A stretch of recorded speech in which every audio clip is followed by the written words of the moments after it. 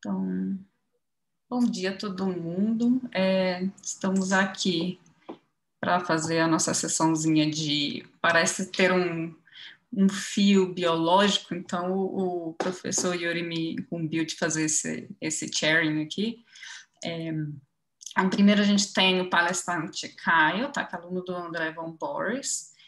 Antes de mais nada, eu só quero dar um lembrete, tá, que tudo é gravado, então se você falar alguma coisa, você está concordando com o fato do uso da sua voz, tá, ou da sua imagem, para a gente colocar depois como divulgação no YouTube, tá? Então fica isso. Então, se vocês tiverem alguma pergunta, levantar a mão ou colocar no chat que a gente transmite para o palestrante. Tudo bem? Então, bem-vindo, Caio. Obrigada pela sua presença.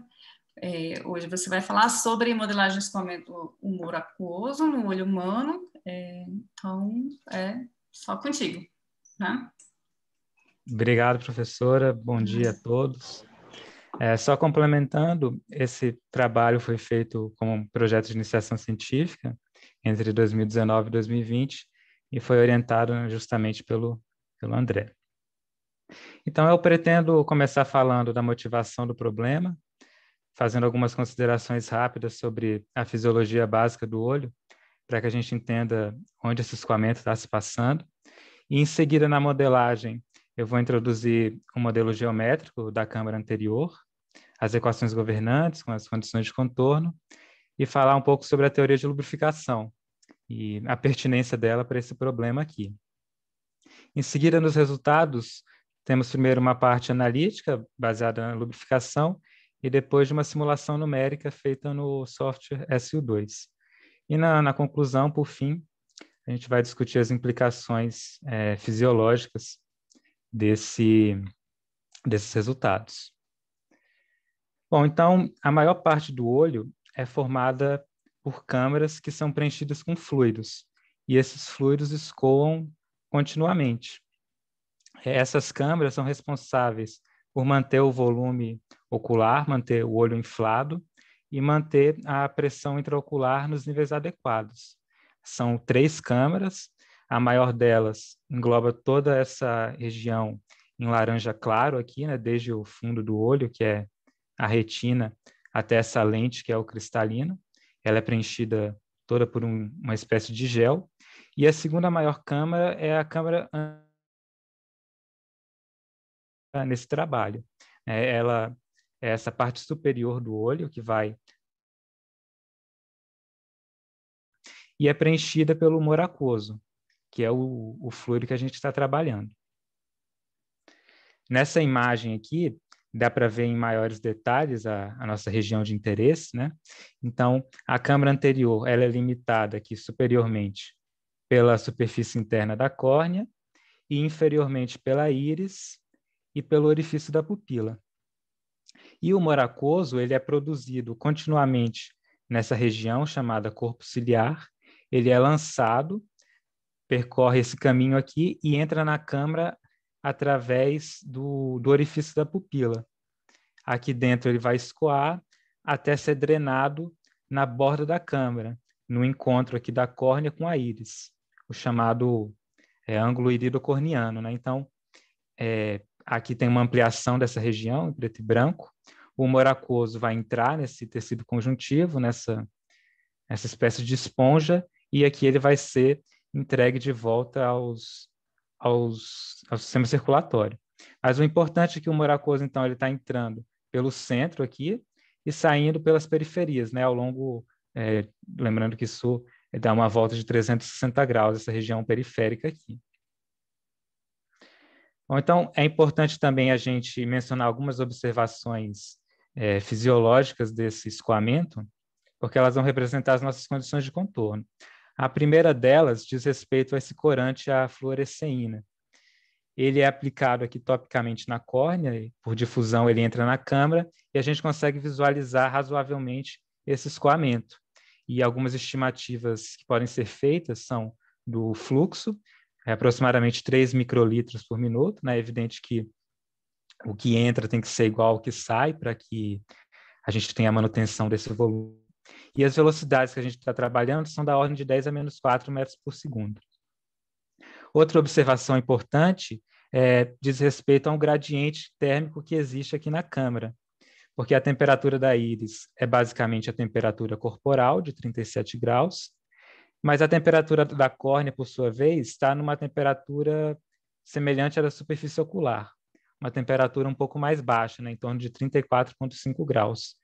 Então, na maioria das vezes, você tem um gradiente térmico aqui de 1 a 3 graus Celsius, o que implica numa convecção livre. E, por fim, sobre a composição do humor aquoso, é maior parte de água, então as propriedades termodinâmicas vão ser muito similares às próprias propriedades da água, né?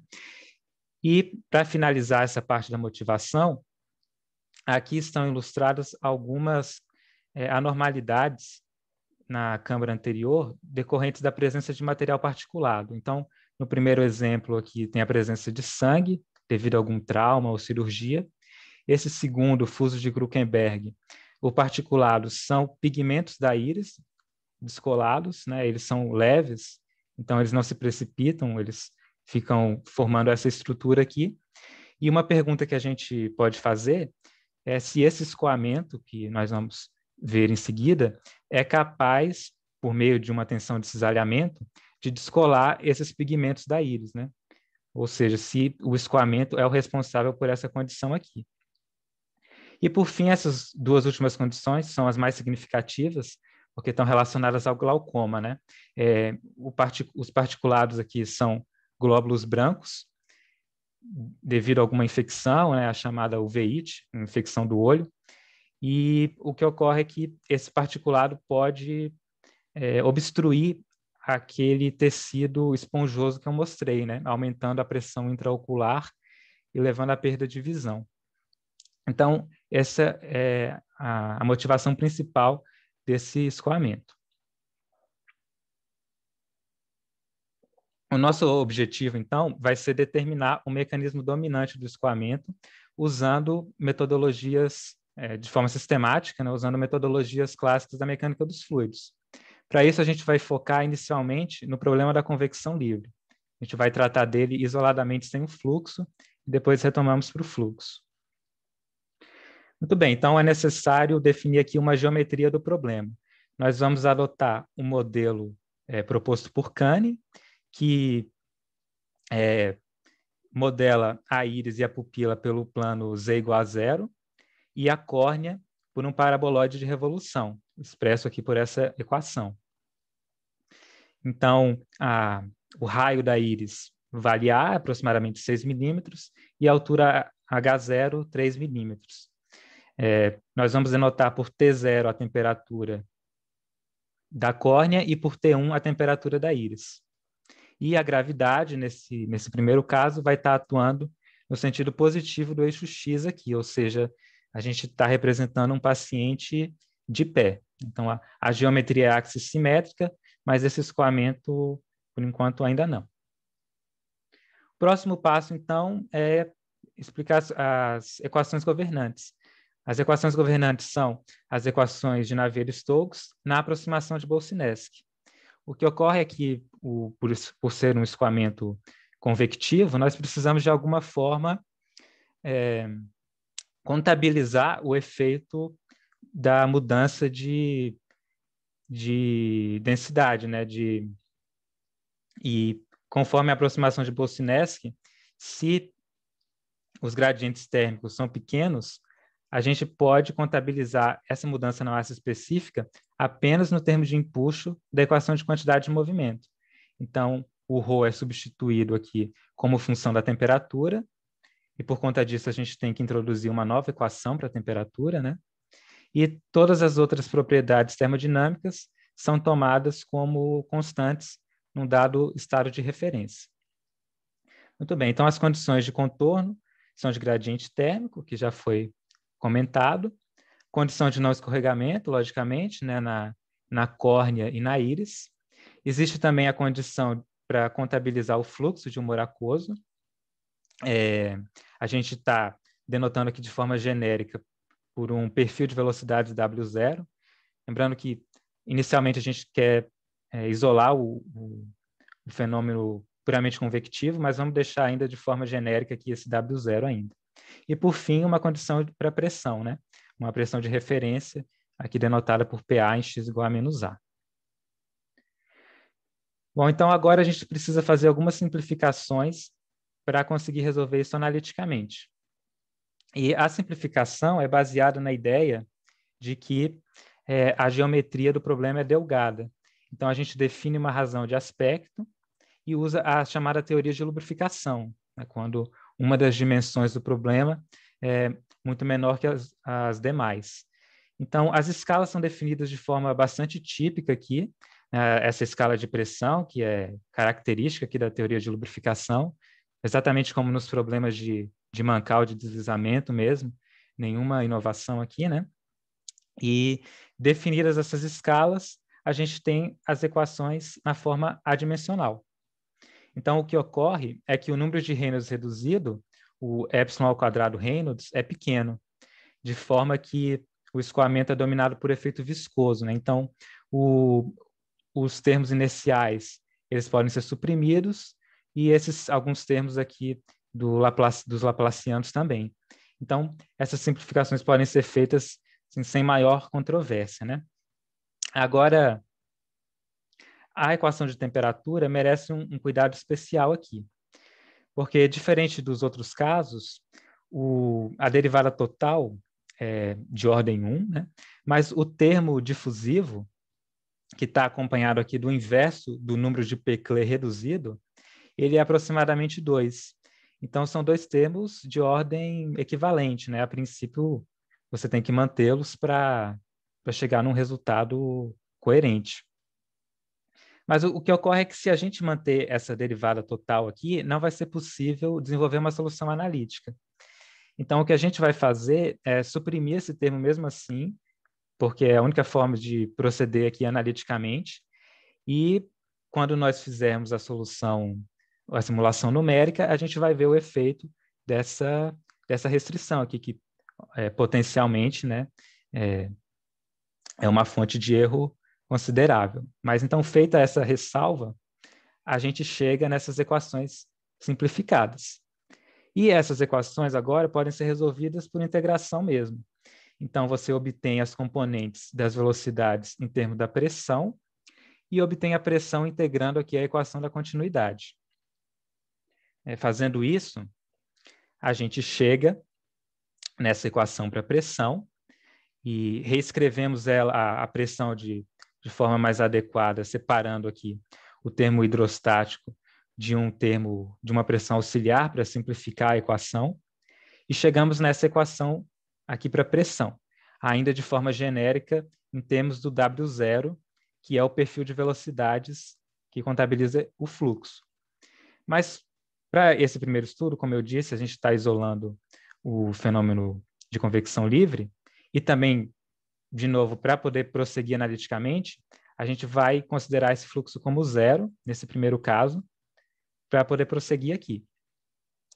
Então, fazendo isso, é possível obter expressões fechadas para o campo de temperatura, pressão e velocidade. Então, aqui dá para ver as linhas de corrente, né? O escoamento é bidimensional, então a componente V aqui é nula, e ocorre numa única célula convectiva, né? Esse é o plano central da câmara anterior aqui, ocorre em uma única célula convectiva, e o escoamento vai contra a gravidade aqui próximo da córnea, próximo da íris, desculpa, e a favor da gravidade próximo da córnea. E plotamos também aqui os contornos de temperatura e velocidade. Então, devido à simplificação na equação de temperatura, não é possível perceber aqui a assimetria gerada pela aceleração gravitacional, que está vindo aqui de cima para baixo. Então, existe essa simetria em relação a essa reta central aqui. Isso no modelo analítico. Aqui no campo de velocidades, a gente consegue ver um ponto de estagnação aqui no centro e dois polos aqui de velocidade máxima. Bom, e finalizando essa parte analítica, a gente consegue calcular alguns parâmetros importantes agora, né? Essa é a vantagem da solução analítica. Então, as velocidades máximas e média podem ser calculadas, sendo que a velocidade média é da ordem de 10 a menos 4 metros por segundo.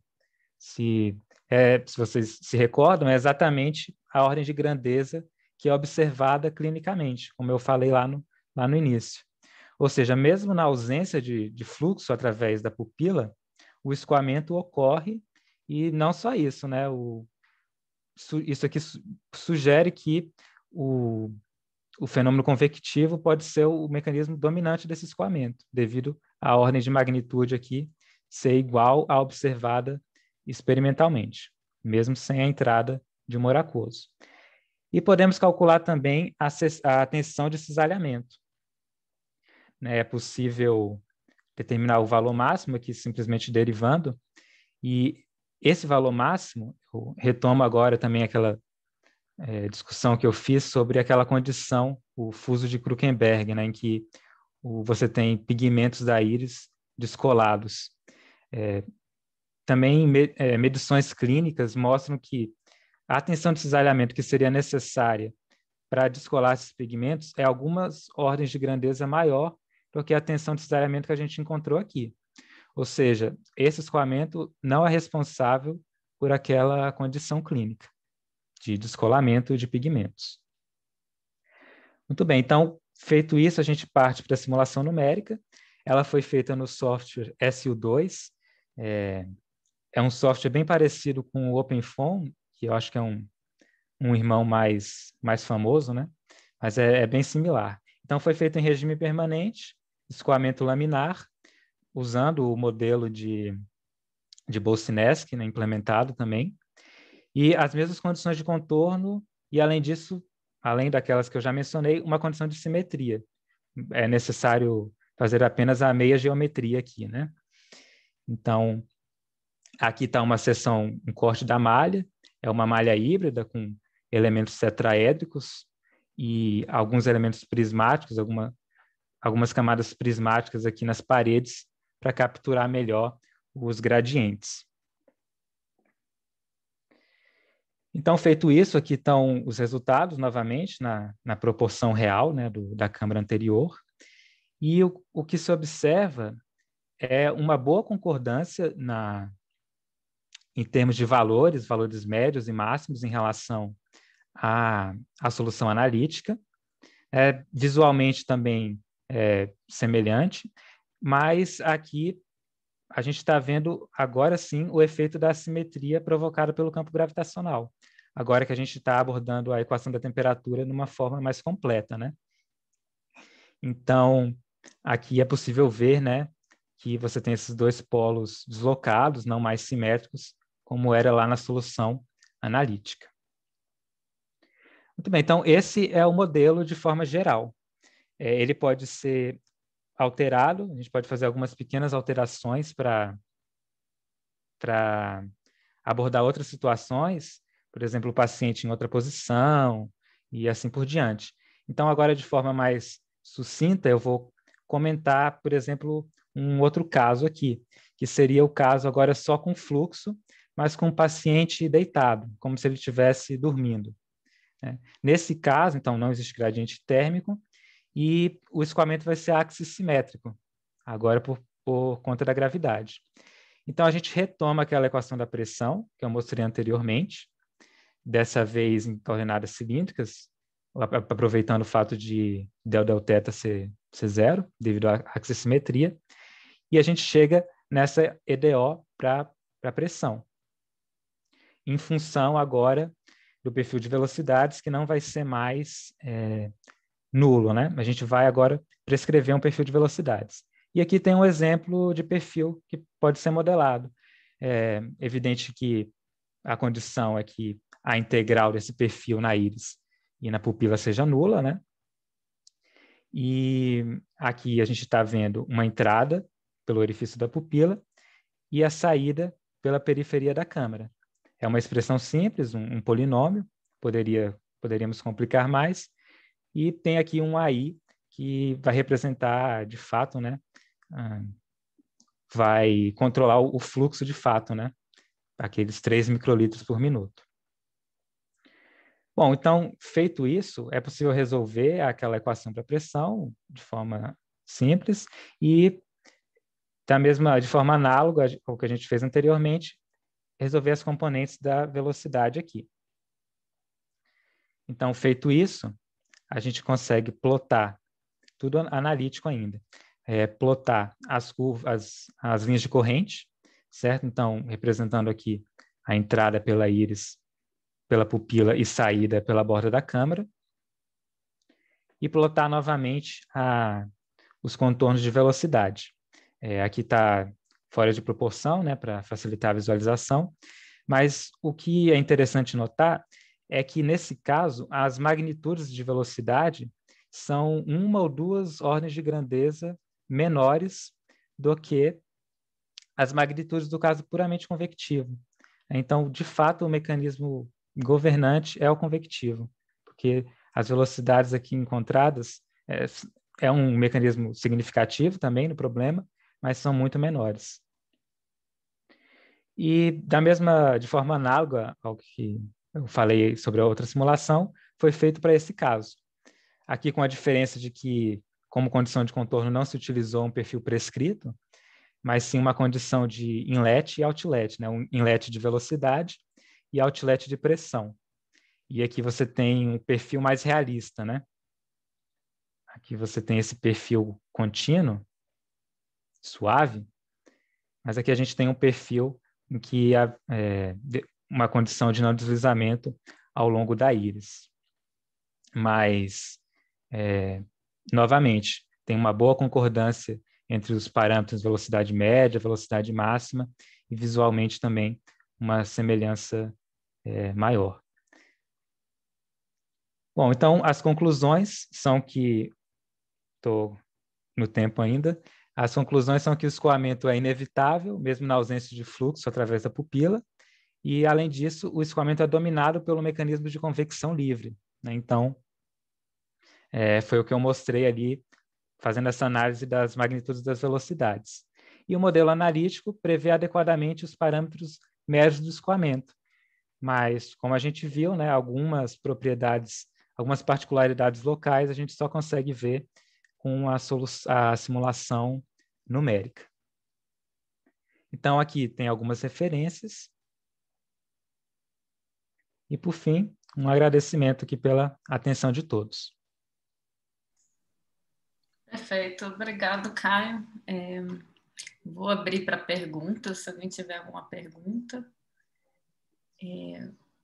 Eu tinha uma pergunta, enquanto todo mundo pensa, ali quando o paciente estava deitado, naquele caso ali, eu não entendi, você falou que não tem gradiente de temperatura, é isso? Não, a gente tá considerando que ele é nulo para estudar só o fluxo mesmo, né? Porque se você juntar os dois, não tem como proceder analiticamente, de jeito nenhum. Uhum. Certo. Então... Certo. Vamos lá, então tem uma pergunta. Pode ser que eu tenha perdido, mas você chegou a fazer simulações para o caso do paciente em pé? Não sei em de quem é, pé... deve ser do Gabriel. Ah, sim. Esse aqui ele está em pé, né? Ou seja, a gravidade está atuando aqui de cima para baixo, né? Então, como eu falei, esse caso não é axissimétrico. Então, você tem justamente essa Entendi, não professor. simetria aqui, né? É devido à aceleração gravitacional. E no caso que ele está deitado, isso não aparece. Uhum. Tá. Muito bom, boa pergunta. Alguém mais tem alguma pergunta? Certo. Então, tem uma pergunta no chat. Mas nesse caso, você suspendeu aquelas simplificações que fez para achar a solução analítica, certo? E sim, é o Gabriel. Sim, suspendi. Na verdade, as simplificações feitas na teoria de lubrificação, elas são bem razoáveis. De fato, o número de Reynolds reduzido é bem pequeno, então a gente pode fazer isso sem problemas. A simulação numérica não faz isso, né? Ela resolve esses termos todos, mas eles não devem ter uma influência muito significativa. O problema é aqui na equação de temperatura mesmo. Aqui que está a maior fonte de discrepância entre a solução analítica e a numérica, né? Porque se você não faz essa simplificação, não tem como obter a temperatura de forma explícita. Você não consegue obtê-la sem ser em função das velocidades, você não consegue proceder analiticamente, né? Mas na simulação numérica, não. Foi resolvido essa equação aqui completa. Perfeito. Respondeu sua pergunta, Gabriel? Muito bacana o trabalho de vocês. Gostei muito que vocês fizeram o modelo, procuraram soluções analíticas por caso simplificado e resolveram numericamente o problema. Muito bem. Perfeito. É bem interessante.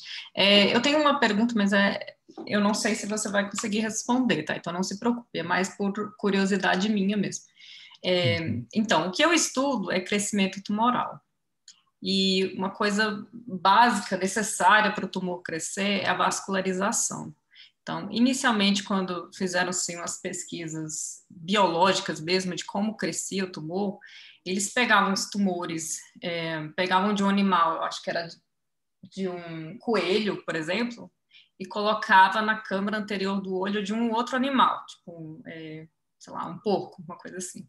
Aí eles viam que no coelho, o pedaço que estava no coelho, né, deixava um pedaço do mesmo tamanho, ele crescia mais do que na câmara anterior do olho. Então, e eles falavam que era porque lá não poderia se ter uma vascularização. Agora, como você explicou ali, a parte biológica do olho, você teria alguma suspeita por que ali não pode ter vascularização? Tem a ver com a densidade do líquido que está lá, ou alguma coisa assim? Ou não sei, é só por algum acaso, já que você leu ali sobre a área você explicou o formato do que eu não entendo nada de olhos. Sim, sim, não, eu acho que eu cheguei a ler algo relacionado a isso, sobre essa vascularização, né? E justamente, uma das funções desse escoamento é prover nutrientes para a córnea. Deixa eu ver aqui. Então, justamente esse escoamento que faz isso, porque não existem Não vasos existem nessa região vasos. para fazer essa função. Então, Perfeito. ele é 98% água, né? E o resto são justamente esses nutrientes. Interessante. Perfeito. Muito bom. Parabéns. Bom, a gente está ficando sem tempo, mas tem uma última perguntinha aí, alguém? Não? Bom, então eu vou agradecer ao Caio, obrigado pela participação, certo? Muito interessante essa pesquisa.